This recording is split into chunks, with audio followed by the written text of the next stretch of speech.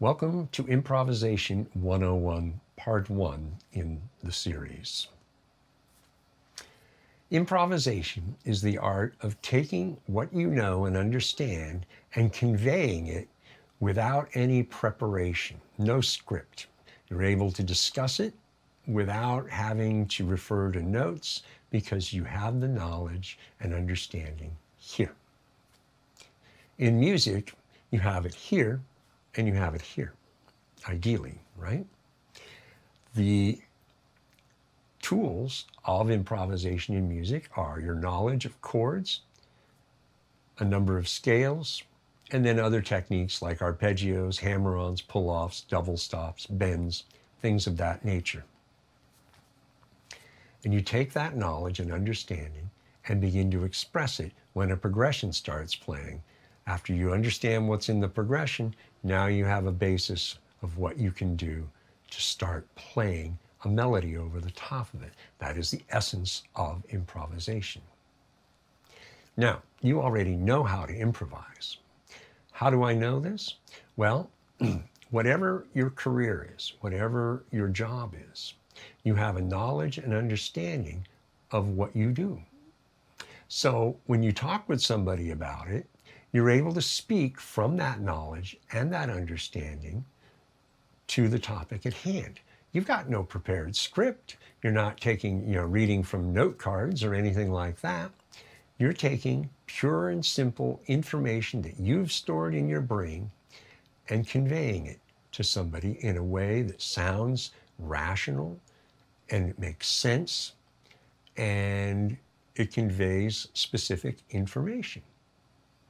In music, we do the same thing, right? We just take that knowledge of chords, scales, and arpeggios and other techniques, and we start using it and applying it to convey what we want to say without having memorized a solo, note for note. There is no note for note. There is the moment, and you're expressing in the moment. Just as I'm doing here with you right now, I'm speaking to you without a script, on the fly, okay? So the best thing to do is just to jump right in and get started on this journey, all right? Let's go. But wait a minute, hit the subscribe button down there in the corner and subscribe to Outsmart Your Guitar. Hit the notification bell if you want to be told when new lessons are posted, which is about once a week, all right? Outsmart Your Guitar is also on Patreon. So go over there. There's a link down in the description area. Subscribe at one of two levels. There's more lessons there than are contained here. And in subscribing and becoming a patron, you support my efforts to continue providing you with high quality lessons to help you learn, play, and grow to be the guitar player you desire to be, to play the songs you love. Even write your own tunes. Okay? Awesome. Let's get on with the lesson. What I want to do first is establish a baseline, a foundation upon which you're going to build in your ability to improvise. There are four things you should be learning, getting to know, or fully understand right now. Number one, the pentatonic minor scale. This scale, everybody knows how to play. There are 5 positions, and if you only know 1 or 2 of them, that's okay. We're going to help you learn the others throughout this series. Number 2, the pentatonic major scale. This scale also is used a lot. There are 5 positions to this scale as well. If you know 1 or 2 positions, that's okay. We're going to help you learn the others as well. The third thing is chords. You need to know how to play dominant, major, and minor chords. All the other chord types are not critical at this point in time. Just dominant, major, and minor are used throughout this series in the progressions. The fourth thing you need to be aware of and know is bends, hammer-ons, and pull-offs. Bends, hammer-ons, and pull-offs are used all the time in lead guitar playing. So if you know how to do these, awesome. If you've been learning how to do these, that's cool too. Through this series, you're going to be challenged to use them, and so you will improve in these abilities as you move forward. Okay? Now, what I'm going to do is I'm going to set up and play a melody. Then I'm going to walk you through how it's done. It's in the written material as well. What I want you to do is learn this note for note if you can. If you can't quite learn it note for note, that's okay. Do the best you can. That's all I ask. All right? Then, so yeah, let me go get that set up. Okay, this melody is in your written material. Follow along as you are able. It's at 100 beats a minute. It has a bend or two. It has a pull-off and a hammer-on. And we're playing in the first and the second position of the pentatonic minor scale. All right, here we go. 3.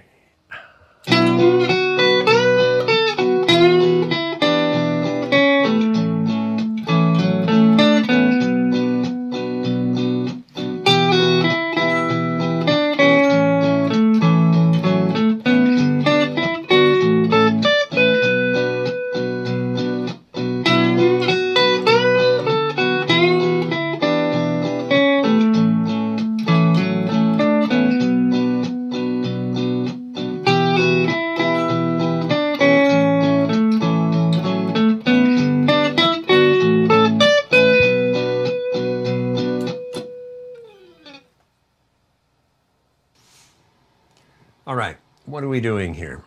Well, as we said before, we're in B. We're playing the pentatonic minor scale. And what we're also doing is borrowing a couple of notes from the Aeolian mode. You don't need to know the Aeolian mode. All you need to know is how to access the notes that we want to borrow from that scale, and I'm going to show you how it's done. All right, so the first note we're going to be borrowing is a C sharp. And then the second note we're going to be borrowing is the G. Now the C sharp is the 2-tone of the scale, if you need to know that. And the G is the sharp 5-tone of the scale, if you need to know that. Okay, so we start the melody off with a few bends. Right? And then, now we're going to borrow the C sharp, right there. Do a little hammer-on to finish off the first phrase. The second phrase begins with a pull-off using the G from the Aeolian mode to the F sharp. Now we're going to go back and borrow the C sharp again, right there. Then we're going to play through and move up to the second position to finish it off. And we're playing mostly pentatonic minor through all of this. All right? Now, here's what you want to do. Pause the video, go to the written material, and look at the diagram of the melody. Learn this melody as best you're able. If you can do note for note, absolutely play this note for note. If you can't get it exactly note for note, that's okay too. Do your best. That's all I ask. Just make sure that when you do play through this, after learning as best you're able, that you're consistently playing it more or less the same every time. That's what's more important. While I'm at 100 beats a minute, don't worry about that. You worry about smooth and flowing at whatever tempo you're able to do that. If that's at 60 beats a minute, that's fine. If it's at 80 beats a minute or somewhere in between, that's fine too. It's more important that you're smooth and flowing in your execution than you are playing it at full tempo. Okay? Then, once you're smooth and flowing, bring in the metronome and put it on at that tempo and just get real comfortable playing at that tempo, so where you can play it fairly confidently. Okay? Then, when you're ready to continue, press play and we'll keep going. All right. The next thing you want to do is focus on learning the rhythm part. This rhythm progression is the one we're going to use throughout this whole lesson. You heard the rhythm behind the melody I was playing during the demonstration. So now it's your turn to learn the rhythm part so that you can play the melody over the top of it. This is why I had you focus on the melody first, to get that down at a tempo where it's smooth and flowing, say 70 beats a minute. Well, now in learning the progression, you know what tempo to record the progression into your looper at, okay? So get this progression down, get it flowing, get it right, get it to the metronome, work it up to whatever tempo that your melody is at, record it into your looper, and then start playing the melody over the top of the progression you recorded into your looper. Do this for about 5 minutes. Really dig into playing the melody and playing it the same every time you go through it, more or less, right? That's the whole idea, okay? Then, when you're ready to continue, press play, and we'll move into the next bit. A few minutes back, I talked about being in the first and the second position of the pentatonic minor scale and adding the G and the C sharp notes in the melody, right? Okay, in this graphic on the screen, you're seeing the first and part of the second position of the scale where we've taken the liberty of adding the G sharp, or the G, excuse me, here, and the C sharp. So ascending,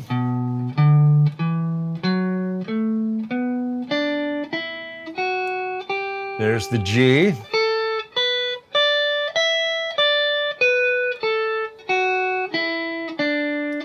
there's the C sharp. Okay? Now, let's talk about the G for a minute. We've got a G here, and we've got a G here.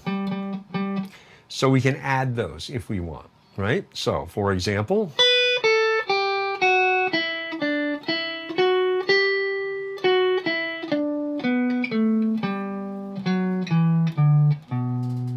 okay, just G's.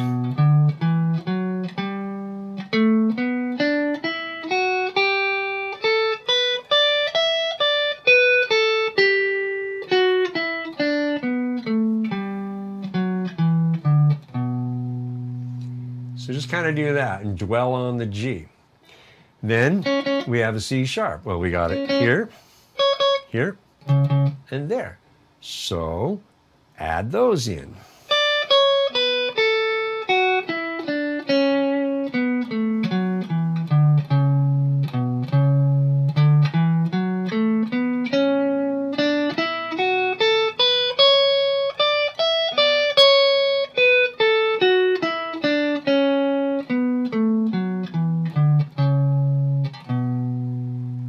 Okay?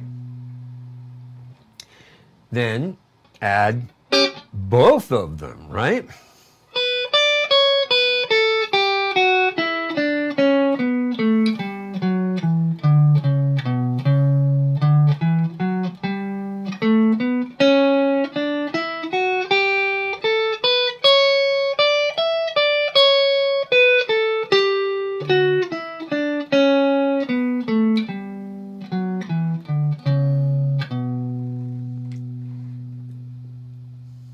Now, here's the cool thing. As you're exploring, guess what you're doing? You're improvising, because you're not playing anything particularly set. You're hunting down the C sharp and the G tones in the two positions of the scale. Now, the next thing you want to do is turn on your rhythm track and play. Do the same thing. 2, 3, 4.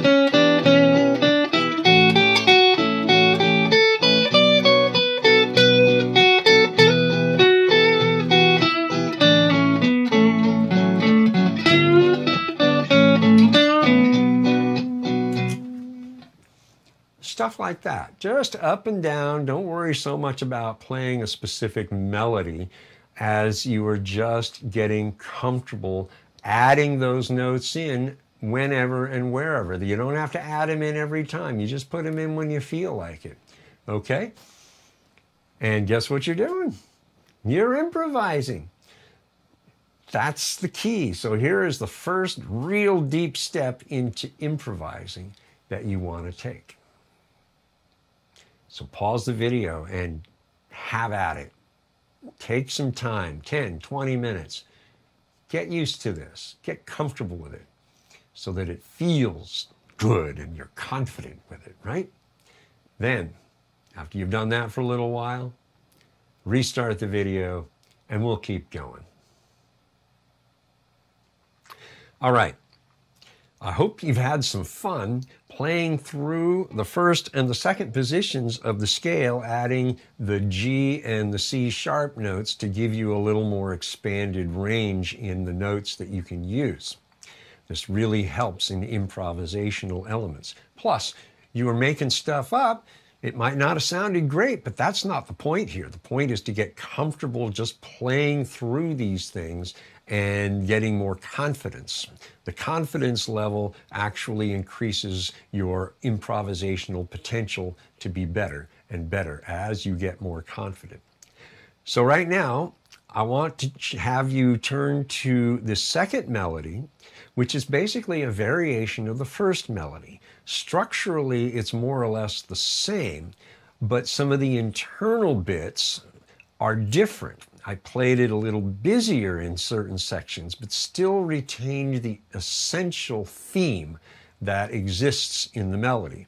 So let me play through this, and then we'll break it down. 2, 3, 4.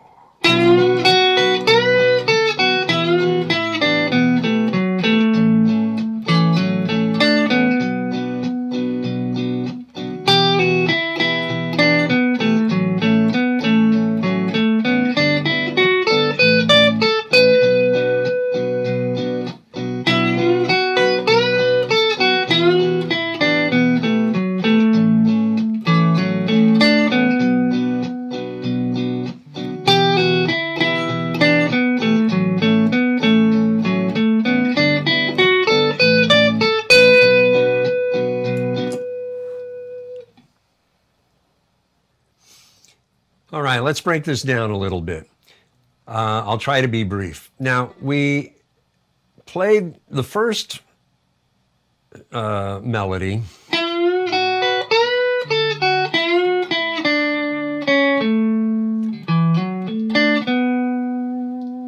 The first 4 bars. The second melody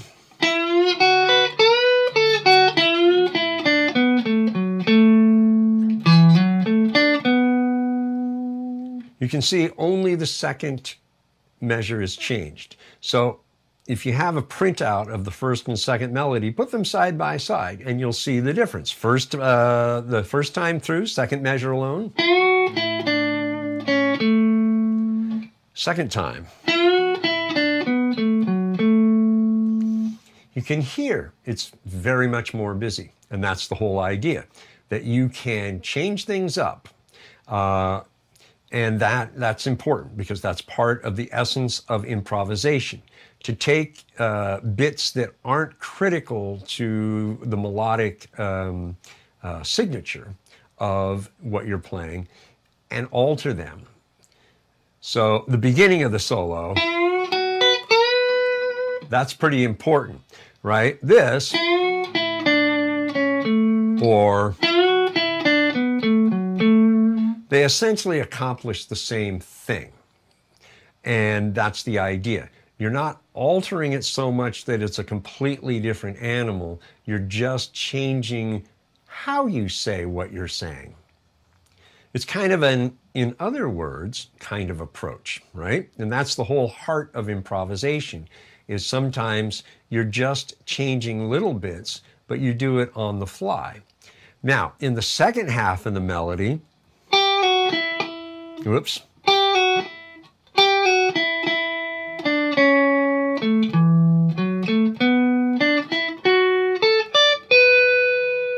Okay, you can see it's a little sparse. The second time we played through the melody, you got the measures 5 through 8 here.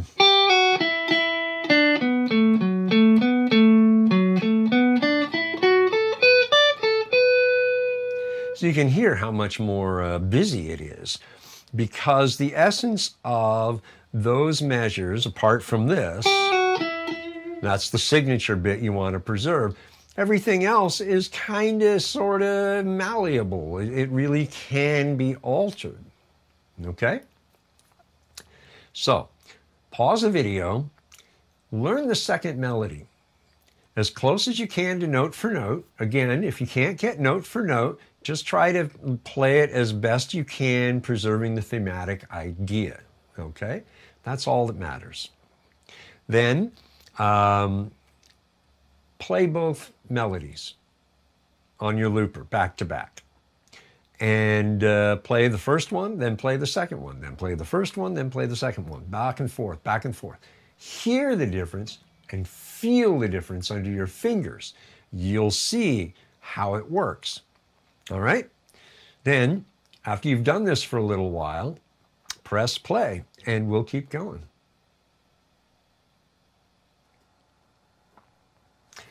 All right, now you have a foundation.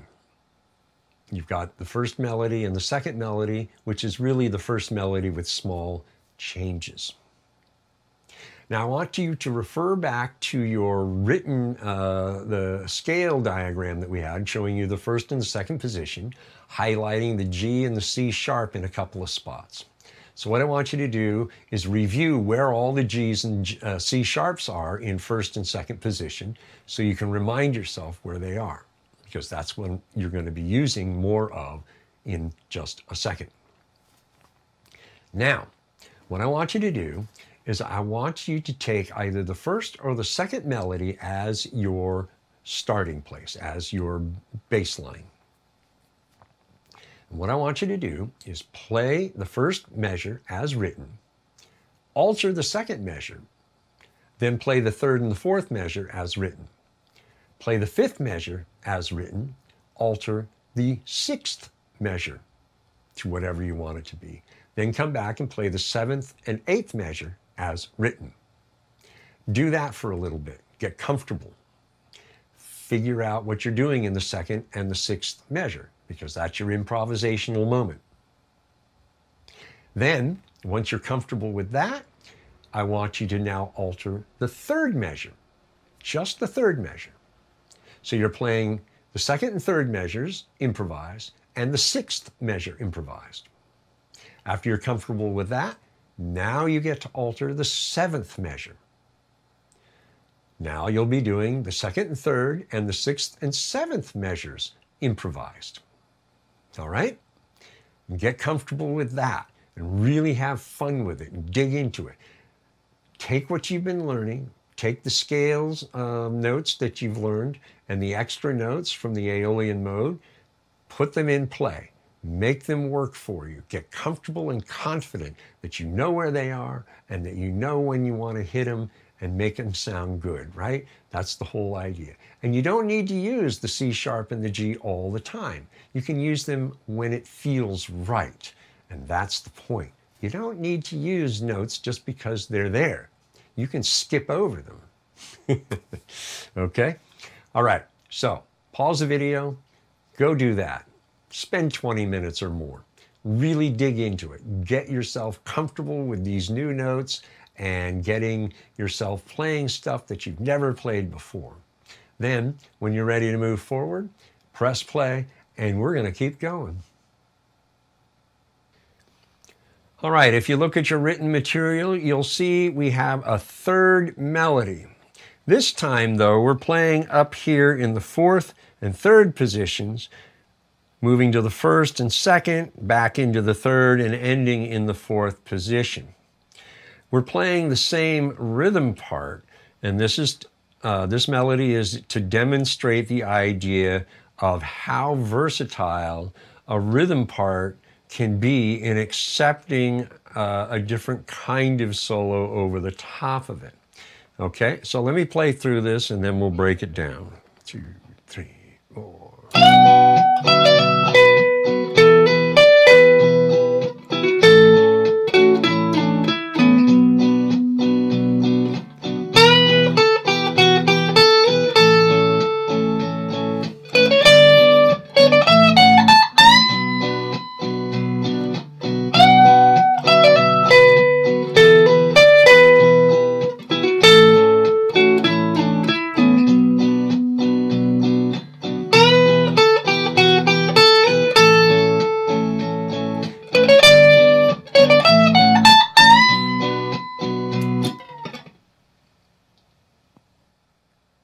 Let me break this down for you. We're at the 17th fret. This is the 4th position we're starting in. You do a full bend on the 2nd string at the 17th fret.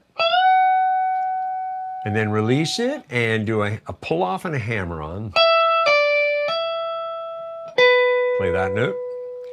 Now we have another hammer on. Another hammer on. A slide.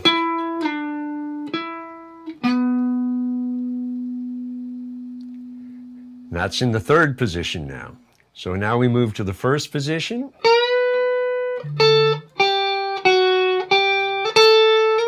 With a slide. Poorly executed. 3rd position. 4th position.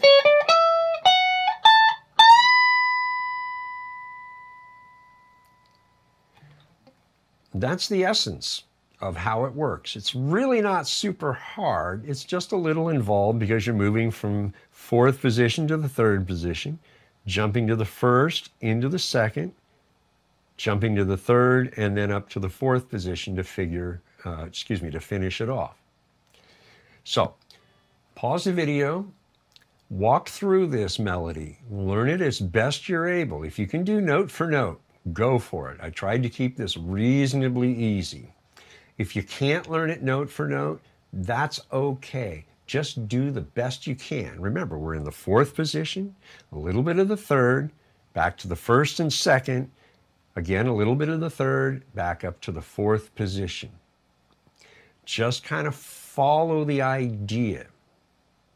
Get it down, smooth it out, try to make it repeatable if you're not learning note for note. Make it as repeatable as possible. Then smooth it out, put it to a metronome, find out what that tempo is. And if you need to re-record the rhythm part into the looper at that tempo, then do that as well. And then play over that and just get it down. Do this for about 5 minutes or so. Really dig into working the 4th, 3rd, 1st, 2nd, 3rd, and 4th positions, kind of in that order, okay? Then when you're ready to continue, press play and we'll keep going. The diagram you see on screen now is the 3rd and the 4th positions of the scale, okay, which were used in the 3rd melody. So you just kind of walk through it.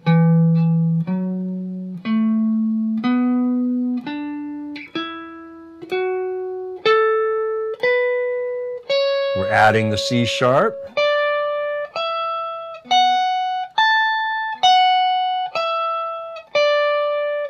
C sharp again. Use your 4th finger there to get to that. 4th finger there because it's easy. 1st finger there to get back into position. Okay? Now, C sharp and G, right? We had the C sharp. Well, here's a G here. Here's a G here. Here's a C sharp. Right? So, you can use those.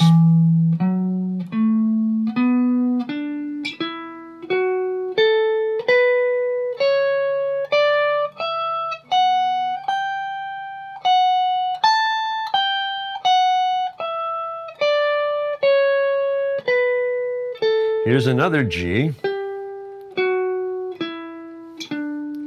C sharp,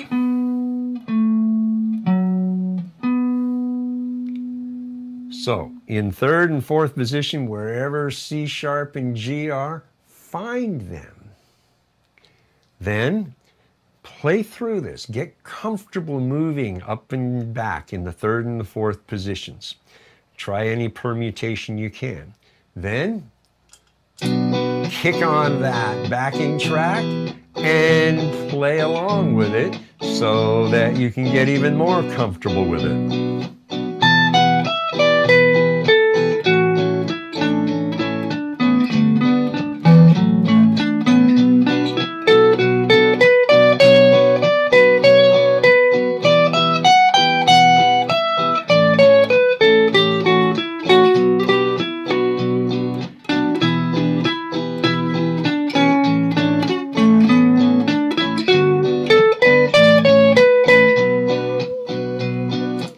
Just as an idea, running up and down, maybe playing just little bits of melodic ideas, going back and forth, but predominantly just move up and back between the two positions to get comfortable. Then start breaking out into melodic ideas. Do this for about 20 minutes or so. All right, so pause the video and sit down. Get this third and fourth position of the scale in under your fingers and start playing along. Then bring in the first and the second position of the scale.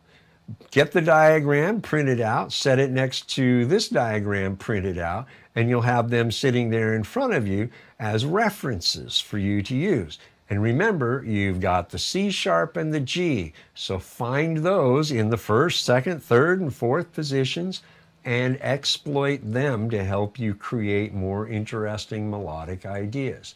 Do whatever you do, bend strings, pull-offs, hammer-ons, have fun with it. 20 minutes, 30 minutes, just experimenting with this progression and these four positions of the scale to help you get more comfortable and all the while improvising. The whole point of this. All right? Then, when you're ready to continue, press play and we will conclude for this lesson. Now, what you've been doing is taking two separate tracks to help you learn and understand the foundation of what it is to improvise. You started with a melody, learned the two positions that are involved in playing that melody, played around with that a little bit, wandering into improvisation. Then you did a variation on that first melody and then started changing things within that melody to improve and increase your improvisational exercise. Then we had you learn a third melody, quite a different melody from the first one and the variation of the first one, to show you there's a lot of things you can do over a given progression and that it really is open to different interpretations. It was also used to help you learn the third and fourth positions of the scale if you didn't already know them. And if you did know them, to help you get even more comfortable with them. We also, throughout all of this, injected the C sharp and the G tones borrowed from the Aeolian mode to show you here are some color notes that really will help you create more interesting melodic ideas when you bring them into play. You don't always have to use them, but when you want to use them, you'll know where they are because you went and found them in all four of the positions that you've been working in this lesson. All right? So, once again, when I say take 20 minutes or more, I mean take 20 minutes or more. Really dig into and get this stuff internalized within you so that you've got it memorized, where all these notes are, what it feels like under your fingers, so that you can take advantage of this with more confidence because you practiced it and you know it. You also know the progression over which you are playing so that it helps you to understand that you need to listen to what you're playing over to help you understand how to approach playing a given melody, even when you're improvising. Okay? So, when you're ready for the next lesson, it will be there. Just don't be in a hurry to get there, okay? Then, when you are, I'll be there too. And we'll see you then.